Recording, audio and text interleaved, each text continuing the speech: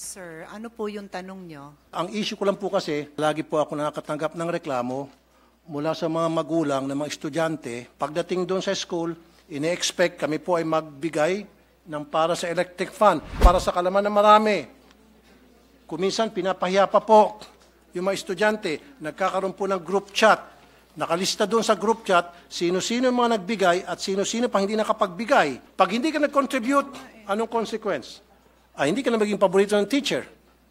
Ikaw ay pwedeng maiwan, ikaw ay mag-scrub ng sahig. Ikaw ang mag-erase ng mga nakasulat sa blackboard. Marami pa pagawa sa iyo. Pero kung ikaw nag-contribute, go home ka na, maganda pa ang grades mo. Sila po ay naobliga mag-contribute na required ng eskwelahan through PTA para sa iba't ibang mga pangangailangan tulad ng electric fan, tulad ng jobos, tulad ng bond paper, tulad ng pambayad para sa sweldo ng security guard, sweldo ng janitor, para sa utility bills, etc., etc., etc. Ang nangyari po ay dinadaan sa PTA. Dito po sa RA 5546, Mr. President, Your Honor, Madam, totally pinagbabawal ang any form of collections, voluntary or otherwise, except Red Cross, Girl Scout, Boy Scout, and then donors for the support of Barrio High School. I want a clear definition in our law that states that the PTA is allowed to collect contributions, voluntary or otherwise, saan po sa ating konstitusyon, saan po sa ating batas. Yun po gusto ko para maging malinaw po sa atin lahat. Yes, dapat understood. po nandito, meron po ba? Never doon sa PD na yan did mention na pwedeng mangolekta ang PTA ng contribution o collection para sa mga proyekto ng anumang mga proyekto sa isang eskwelahan. Pwedeng mag-practice ang DepEd, lahat ng klaseng practice na gusto nila.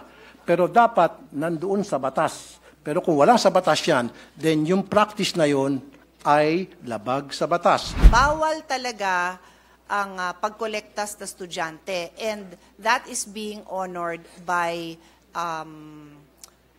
DepEd. In other words, hindi pwedeng maglabas ang DepEd, ang principal, ang teacher ng request or request for contribution na ibinibigay sa estudyante. Bawal po talaga yon. Bawal. But, so kung bawal po, bakit po correct. nangongolekta pa rin sila sa mga estudyante, especially po sa mga Mr. hirap? President, I would like to clarify, never po sila nangongolekta sa estudyante. Wala po silang collection sa estudyante. Ang meron, so I'm that sorry, we can beg to identify disagree. the issue. I the beg to disagree, ma'am. Ito po, lahat ng mga nagsumbong sa akin. Sir, the These are issue, I don't These think, are the list of parents na nagsumbong sa akin, iba't ibang eskwelahan sa buong Pilipinas, na kung saan sila po ay sapilitang kinukolektahan ng mga electric fan at kung ano pang mga gamit sa eskwelahan na meron man pong budget sa MOE ang DepEd for those things.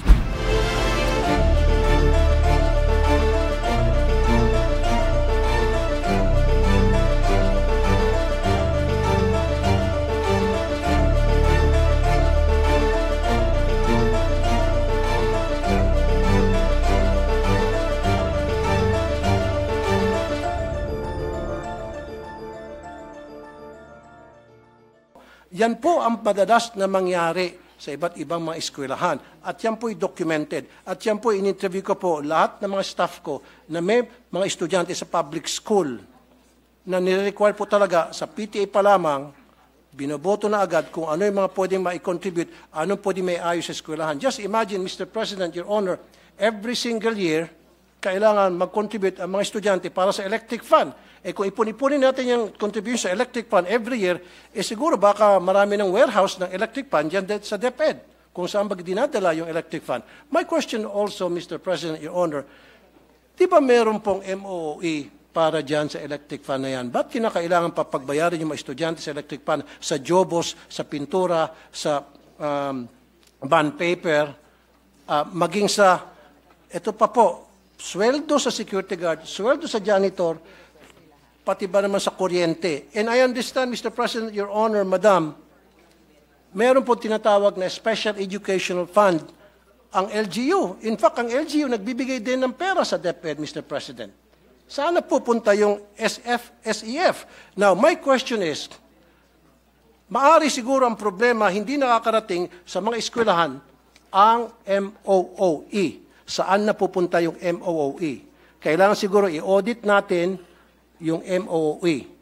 Yan po ba ay nakakarating ng tama o baka naman nakakarating sa mga eskwelahan pero hanggang sa principal lang? Kaya may mga balita, si principal, magaganda ang mga bahay, magaganda ang mga sasakyan, pero sila teacher, kawawa. So si teacher gagawa ng remedyo at yun na nga, maningil sa mga estudyante.